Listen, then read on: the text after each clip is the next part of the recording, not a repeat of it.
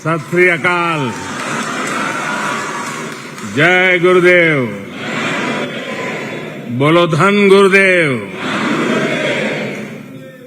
जब जश्न का माहौल होता है, उत्सव का माहौल होता है, तो मन करता है कि जल्दी से जल्दी अपने परिवार के लोगों के बीच पहुंच जाए।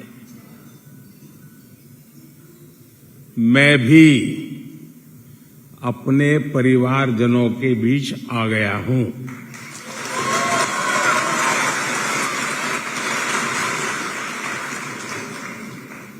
सावन का महीना है, एक प्रकार से शिव जी का महीना है, और इस पवित्र महीने में देश ने फिर एक नई उपलब्धि हासिल की है।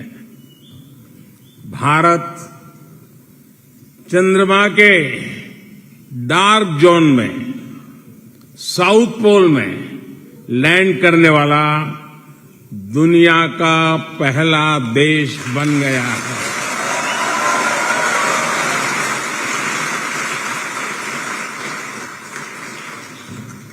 भारत ने चंद्रमा पर तिरंगा लहराकर पूरे विश्व को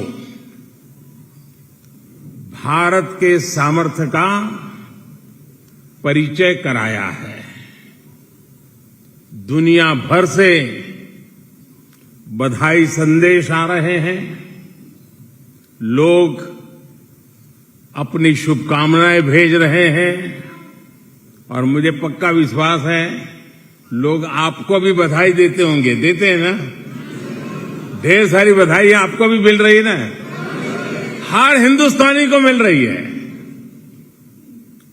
पूरा सोशल मीडिया बधाई संदेशों से भरा हुआ है। जब सफलता इतनी बड़ी हो तो सफलता, उसका उत्साह ये भी लगातार बना रहता है। आपके चेहरे भी बता रहे हैं, दुनिया में कहीं भी रहे,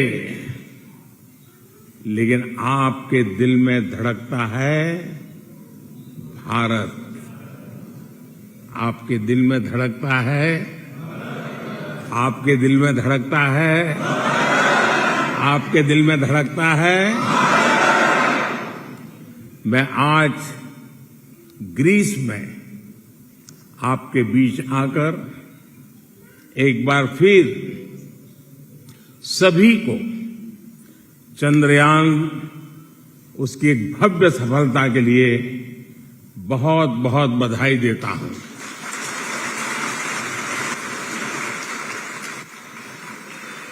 साथियों, हम लोग तो बचपन से सुनते आए हैं, चंद्रमा को तो हमारे यहां चंदा मामा कहा जाता है। क्या कहा जाता है? आपने देखा होगा, चंद्रयान को लेकर कुछ लोग तस्वीरें शेयर कर रहे थे कि हमारी धरती मां ने अपने भाई चंद्रमा को राखी के तौर पर चंद्रयान भेजा है। और देखिए, चंद्रमा ने कितनी अच्छी तरह उस राखी की मर्यादा रखी, उसका सम्मान किया। राखी का पर्व भी कुछ ही दिनों में आ रहा है। मैं आप सभी को रक्षाबंधन की अग्रिम शुभकामनाएं भी देता हूं।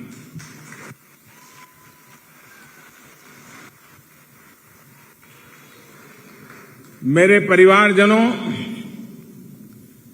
मैं दुनिया के कितने ही देशों में गया हूं, लेकिन ग्रीस आना, एथेंस आना मेरे लिए बहुत खास है।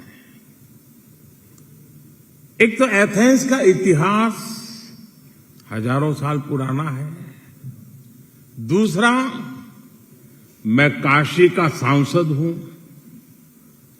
जो दुनिया के सबसे पुराने जीवंत शहरों में से एक है काशी।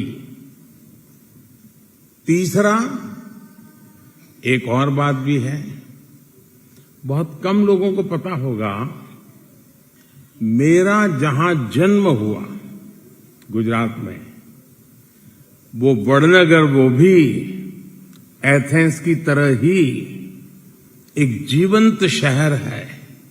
वहां भी हजारों साल पुरानी सभ्यता के अवशेष मिले हैं। इसलिए एथेंस आना मेरे लिए एक अलग ही भावना से भरा हुआ है। और आपने देखा है, ग्रीस की सरकार ने मुझे ग्रीस का सबसे बड़ा नागरिक सम्मान भी दिया है।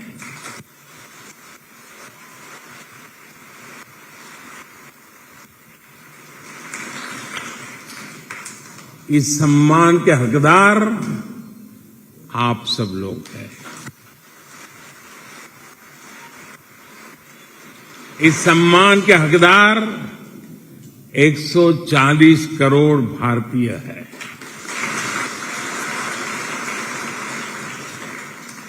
इस सम्मान को भी मैं मां भारती की सभी संतानों के चरणों में समर्पित करता हूं।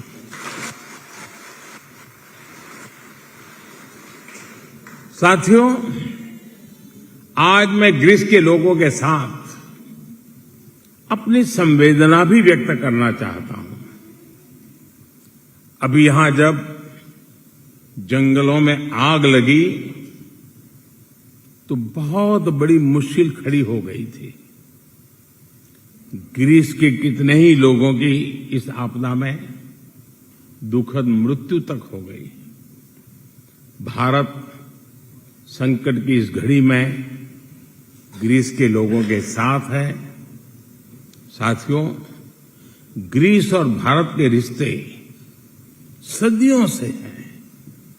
ये रिश्ते सभ्यता के हैं, संस्कृति के हैं। ग्रीक इतिहासकारों ने भारतीय सभ्यता का बहुत गहन वर्णन किया है। ग्रीस और मौर्य साम्राज्य के बीच मित्रता पूर्वक रिश्ते रहे। सम्राट अशोक के भी ग्रीस से बहुत अच्छे संबंध रहे।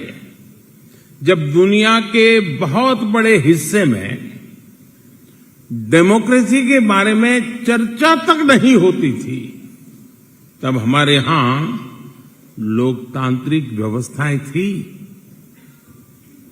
एस्ट्रोनॉमी हो, मैथमेटिक्स हो, आर्ट्स हो, व्यापार हो, हम दोनों सभ्यताओं ने एक दूसरे से बहुत कुछ सीखा है और एक दूसरे को बहुत कुछ सिखाया भी है। मेरे परिवारजनों, हर सभ्यता और हर संस्कृति की कुछ न कुछ एक विशेष पहचान होती है। भारतीय सभ्यता की पहचान विश्व को जोड़ने की रही है। इस भावना को हमारे गुरुओं ने सबसे ज्यादा सशक्त किया है। गुरु नानक देव जी का विश्व भ्रमण, जिसको हम उदासियों के रूप में जानते हैं, उनका उद्देश्य क्या था? उनका उद्देश्य यही था कि वो मानवता को जोड़े, इंसानियत का भला करें। गुरु नानक देव जी ने ग्रीस में भी अनेक स्थानों की यात्रा की थी। नानक नाम चढ़दी कला, तेरे भाणे सर्वदा भला।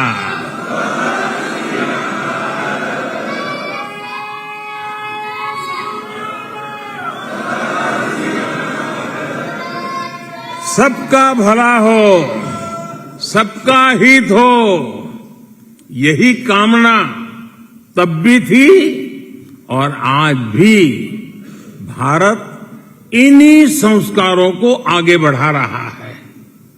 आपने देखा है कि कोरोना काल में कैसे भारत की दवाओं ने सप्लाई चेन को चलाए रखा, रुकावटें नहीं आने दी। Made in India corona vaccine ने दुनिया भर में करोड़ों करोड़ों लोगों का जीवन बचाया।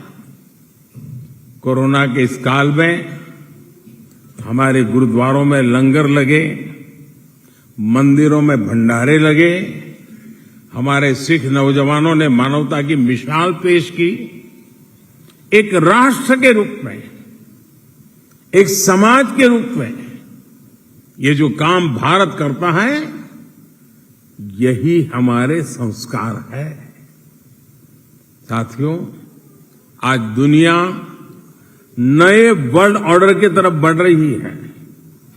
भारत के बढ़ते सामर्थ्य के साथ ही विश्व में भारत की भूमिका भी तेजी से बदल रही है। अभी मैं दक्षिण अफ्रीका में ब्रिक्स समिट में हिस्सा लेकर आ रहा हूं। अब से कुछ दिन बाद भारत में G20 का शिखर सम्मेलन होने जा रहा है। G20 का प्रेसिडेंट होने के नाते भारत ने इसकी जो थीम तय की है, उसमें भी विश्व बंधुत्व की यही भावना नजर आती है। ये थीम है वसुधैव कुटुंबकम, one earth, one family, one future.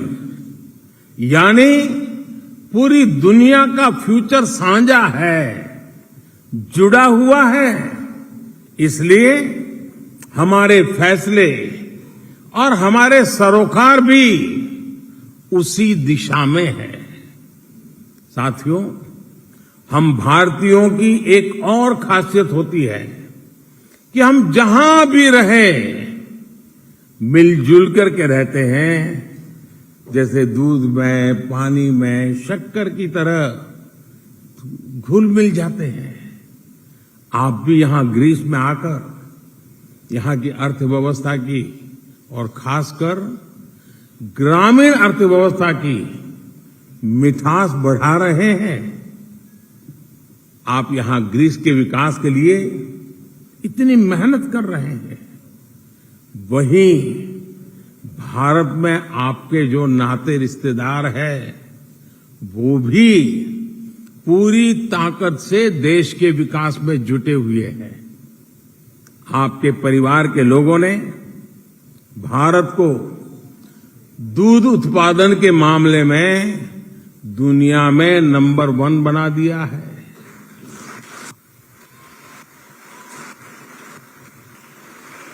आपके परिवार के लोग भारत को धान, गेहूं, गन्ना, फल, सब्जियां, इन सभी के उत्पादन में दुनिया में दूसरे नंबर पर ले आए हैं। आज भारत उस स्केल पर काम कर रहा है जो 10-15 साल पहले तक अकल्पनीय लगते थे। भारत वो देश है जो दुनिया का नंबर 1 स्मार्टफोन डेटा कंज्यूमर है। भारत वो देश है जो इंटरनेट यूजर्स के मामले में दुनिया में दूसरे नंबर पर है। भारत वो देश है जो दुनिया का दूसरा सबसे बड़ा मोबाइल मैन्युफैक्चरर है।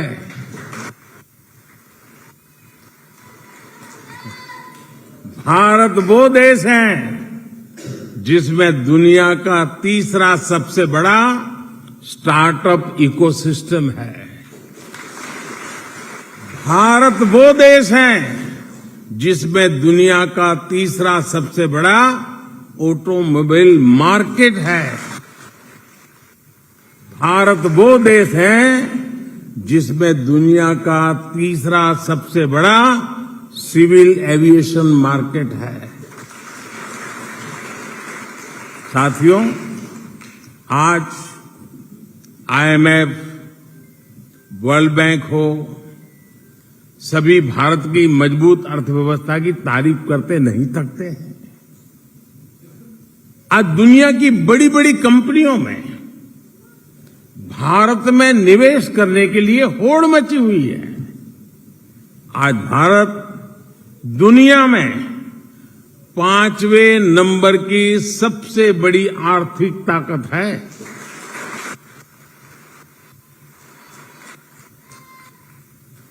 और हर बड़ा एक्सपर्ट कह रहा है कि अगले कुछ साल में भारत टॉप 3 में होगा।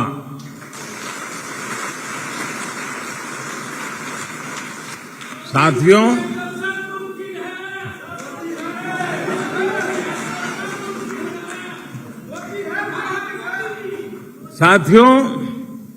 जब अर्थव्यवस्था तेजी से बढ़ती है तब देश गरीबी से तेजी से बाहर निकलता है।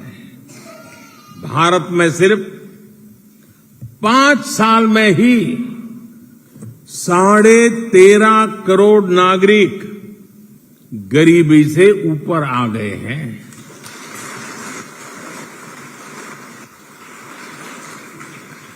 भारत की इकोनॉमी का साइज बढ़ने के साथ ही हर भारतीय, हर परिवार की आय में भी बढ़ोतरी हो रही है और भारत के लोग ज्यादा कमा रहे हैं तो ज्यादा इन्वेस्ट भी कर रहे हैं। 10 साल पहले भारतीयों ने म्यूचुअल फंड में करीब 8 लाख करोड़ रुपए इन्वेस्ट कर रखा था। आज भारतीयों ने करीब 40 लाख करोड़ रुपए म्यूचुअल फंड में इन्वेस्ट कर रखा है। ये इसलिए हुआ है क्योंकि आज हर भारतीय आत्मविश्वास से भरा हुआ है और भारत भी आत्मविश्वास से लबालब है।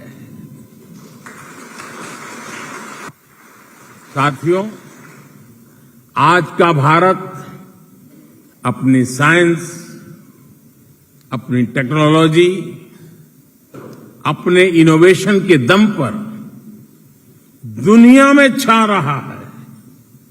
2014 के बाद से भारत में 25 लाख किलोमीटर, यह आंकड़ा जरा बड़ा लगेगा आपको, 25 लाख किलोमीटर ऑप्टिकल फाइबर बिछाया गया है। और ये 25 लाख किलोमीटर ऑप्टिकल फाइबर का मतलब होता है ये धरती और चंद्रमा के बीच जितनी दूरी है उससे भी 6 गुना ज्यादा है।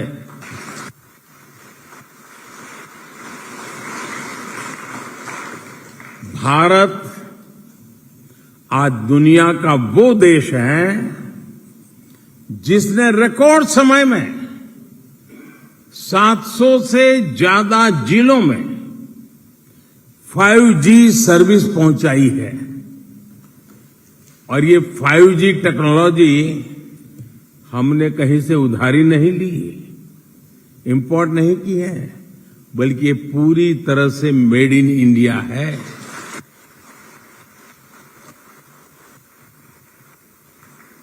आज भारत में हर गांव, हर गली में डिजिटल ट्रांजैक्शन होने लगा है। अमृतसर से लेकर आइजॉल तक आपको 10 रुपये का भी कुछ खरीदना हो तो आप उसका डिजिटल पेमेंट बहुत आसानी से कर सकते हैं। पिछले दिनों आप में से जो हिंदुस्तान गए होंगे आपने अनुभव किया है कि नहीं किया है? यही होता है ना, जेब में रुपयों की जरूरत नहीं, बस आपका मोबाइल फोन काफी है। साथियों, आज भारत जिस स्पीड और स्केल पर काम कर रहा है वो सुनकर भी हर हिंदुस्तानी का दिल और आपका दिल भी गदगद हो जाएगा। आपको जानकर गर्व होगा कि आज दुनिया का सबसे ऊंचा रेल ब्रिज आपके भारत में है।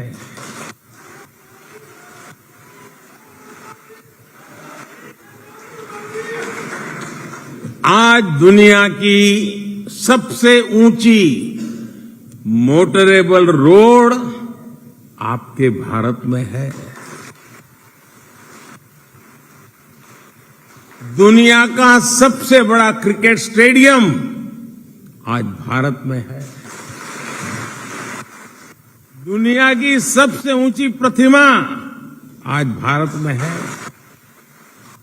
दुनिया का सबसे बड़ा सोलर विंड पार्क हमारे भारत में बन रहा है। चंद्रमा आजकल हॉट टॉपिक है, इसलिए मैं एक और उदाहरण चंद्रमा से जोड़ते हुए दूंगा। पिछले 9 साल में भारत ने अपने गांवों में जितनी सड़कें बनाई है, मैं गांव की सड़कों की बात कर रहा हूं, गांव में जितनी सड़कें बनाई हैं वो धरती से चंद्रमा जितनी दूरी को कवर कर सकती है, इतनी लंबी गांव की सड़कें 9 साल में बनी हैं।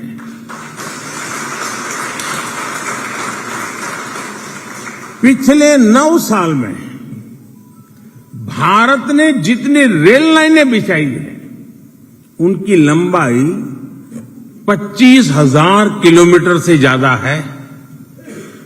अब ये मैं 25,000 किलोमीटर बोलता हूं तो सिर्फ एक आंकड़ा जैसा लग सकता है कि चलो भाई 25,000 किलोमीटर हो गया होगा। आप ये समझिए कि इटली में, साउथ अफ्रीका में, यूक्रेन में, पोलैंड में, ब्रिटेन में जितना बड़ा रेल लाइनों का नेटवर्क है उससे ज्यादा रेल लाइनें भारत ने पिछले 9 साल में बिछाई है।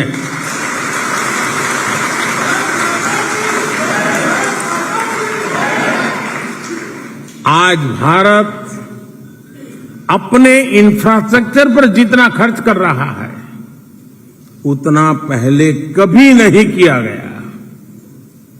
साथियों, आज भारत जय जवान, जय किसान, जय विज्ञान, जय अनुसंधान इस मंत्र पर चलते हुए हर सेक्टर को मजबूत बना रहा है।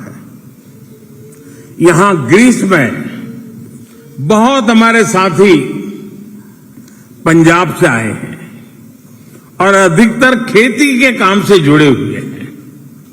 भारत में हमने किसानों के लिए एक योजना शुरू की है जिसमें खेती के खर्चों के लिए उनके बैंक खातों में सरकार सीधे पैसा भेजती है। पीएम किसान सम्मान निधि के तहत अब तक 2.5 लाख करोड़ रुपए से ज्यादा सीधे किसानों के बैंक अकाउंट में ट्रांसफर हुए हैं।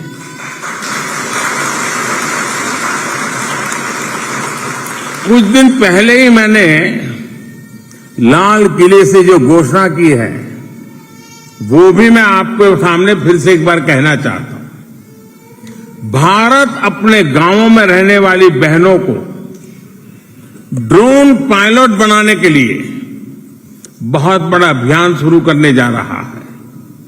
आप सोचिए, हमारी गांव की बेटियां अब ड्रोन पायलट बनकर आधुनिक खेती में मदद करेगी। ड्रोन की मदद से खेत में दवा छिड़कना, एक जगह से दूसरी जगह तक जरूरी सामान पहुंचाना, ये सब उनके बाएं हाथ का खेल होने वाला है। साथियों, भारत में हमने किसानों को 20 करोड़ से ज्यादा सॉइल हेल्थ कार्ड दिए हैं। अब उन्हें पता है कि खेत को कौन सी तरह की खाद चाहिए, खेत में कितनी खाद चाहिए, किस प्रकार की फसल के लिए उनका खेत, उनकी जमीन उपयोगी है। इस वजह से अब वो कम जगह में ज्यादा पैदावार कर रहे हैं। भारत में बहुत बड़े पैमाने पर हमारे किसान भाई बहन नेचुरल फार्मिंग की तरफ भी बढ़ रहे हैं। सरकार ने एक और योजना शुरू की है जिससे किसानों को बहुत मदद मिली है। ये है वन डिस्ट्रिक्ट वन प्रोडक्ट योजना। आपको भी पता है कि हर जिले की कुछ न कुछ खासियत होती है। जैसे कर्नाटका के कोडागु की कॉफी हो, अमृतसर का आचार और मुरब्बा हो, भीलवाड़े के मक्के के बने उत्पाद हो, फतेहगढ़ साहब, होशियारपुर, गुरदासपुर का गुड़ हो,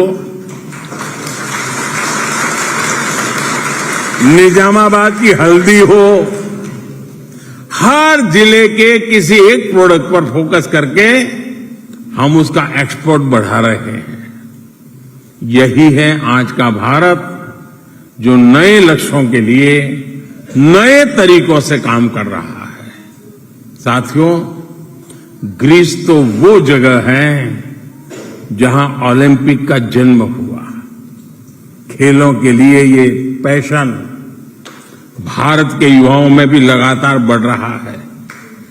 भारत के छोटे छोटे शहरों से निकलकर हमारे खिलाड़ी ओलंपिक से लेकर यूनिवर्सिटी गेम्स तक में कमाल कर रहे हैं। हमारे नीरज चोपड़ा ने जब ओलंपिक में मेडल जीता तो हर किसी को गर्व हुआ है। अभी कुछ दिन पहले ही वर्ल्ड यूनिवर्सिटी गेम्स में भी भारत के बच्चों ने शानदार प्रदर्शन किया है। इस प्रतियोगिता के इतिहास में, यानी जब से ये प्रतियोगिता शुरू हुई तब से भारत ने कुल जितने मेडल जीते थे उससे ज्यादा मेडल इस बार एक बार में जीत करके लिए आए हैं।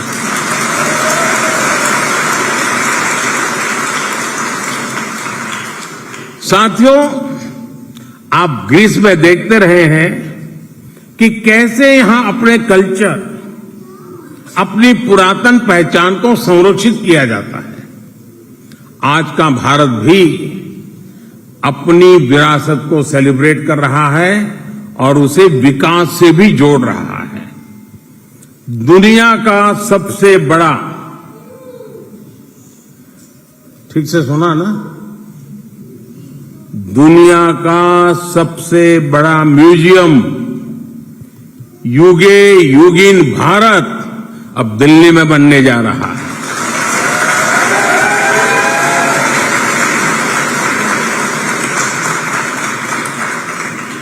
कुछ दिन पहले ही मुझे मध्य प्रदेश के सागर में संत रविदास स्मारक का भूमि पूजन करने का सौभाग्य मिला।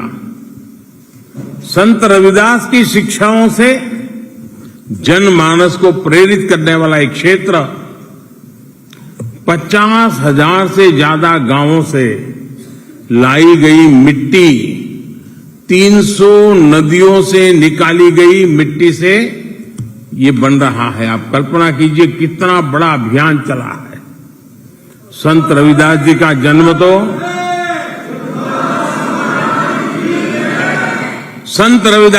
जन्म तो काशी में ही हुआ था। मुझे काशी में संत रविदास जी के जन्म स्थान पर विभिन्न सुविधाओं के विस्तार का भी सौभाग्य मिला है। बीते 9 साल में हमने अपने गुरुओं के पावन स्थलों तक बेहतर कनेक्टिविटी के लिए भी बहुत काम किया है। एक जमाना था जब बहुत दूर से दूरबीन की मदद से लोग करतारपुर साहब के दर्शन किया करते थे। हमारी सरकार ने करतारपुर साहब तक राहदारी भी आसान बना दी है।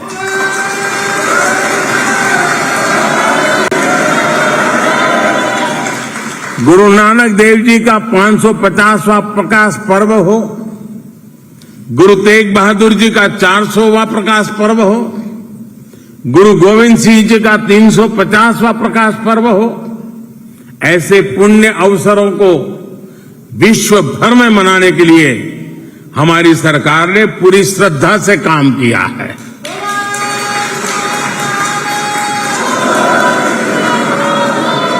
अब भारत में हर साल 26 दिसंबर को साहबजादों की याद में वीर बाल दिवस भी मनाया जाता है।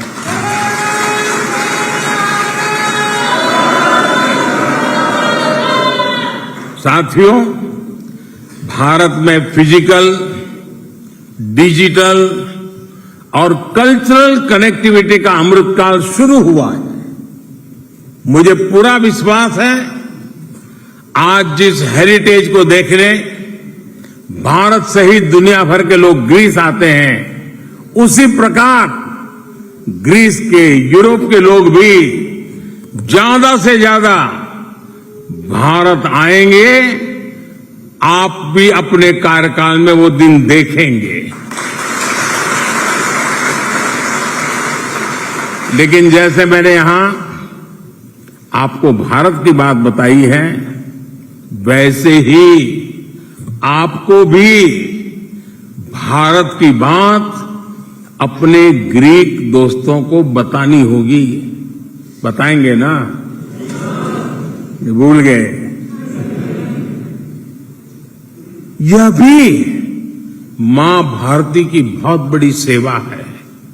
साथियों, आपके ग्रीक साथियों के लिए भारत में ऐतिहासिक स्थलों के अलावा भी देखने के लिए बहुत कुछ है। यहां के लोग तो वन्य जीव प्रेमी हैं, पर्यावरण की रक्षा के प्रति बहुत गंभीर है।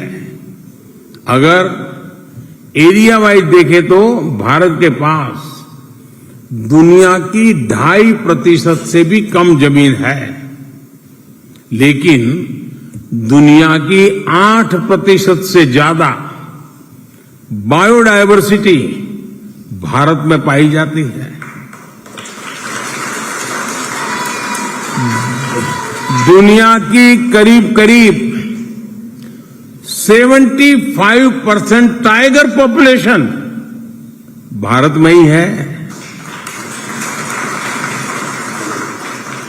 दुनिया में सबसे ज्यादा टाइगर्स भारत में पाए जाते हैं। दुनिया में सबसे ज्यादा एशियाटिक एलिफेंट भारत में पाए जाते हैं। दुनिया में सबसे ज्यादा एक सींग वाले राइनो भारत में पाए जाते हैं। दुनिया में भारत इकलौता देश है जहां पर एशियाटिक लायंस पाए जाते हैं। आज भारत में 100 से ज्यादा कम्युनिटी रिजर्व्स हैं। आज भारत में 400 से ज्यादा नेशनल पार्क और सेंचुरीज हैं। मेरे परिवारजनों, आज का भारत मां की किसी भी संतान का साथ कभी भी नहीं छोड़ता।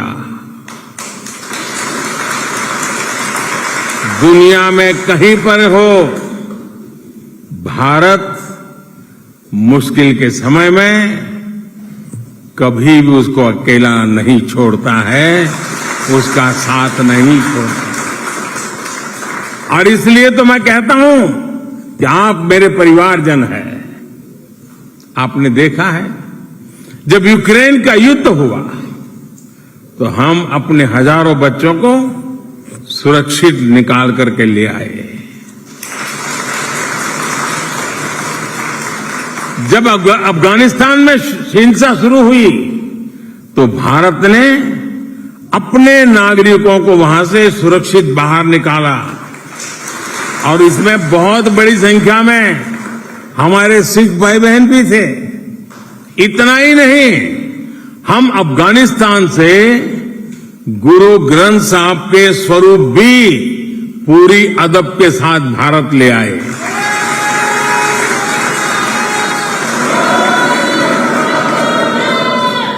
दुनिया भर में फैले भारत के मिशंस अब आपके लिए सरकारी दफ्तर नहीं बल्कि अपने घर की तरह हो रहे हैं।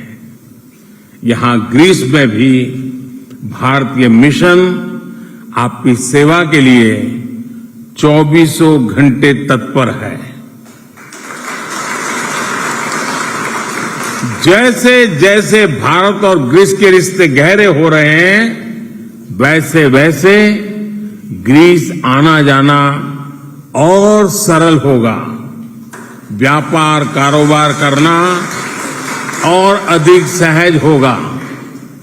हम सभी को दोनों देशों के बीच के रिश्तों को मजबूती देने के लिए हर संभव प्रयास करने हैं। साथियों, इतनी बड़ी तादाद में यहां आपका आना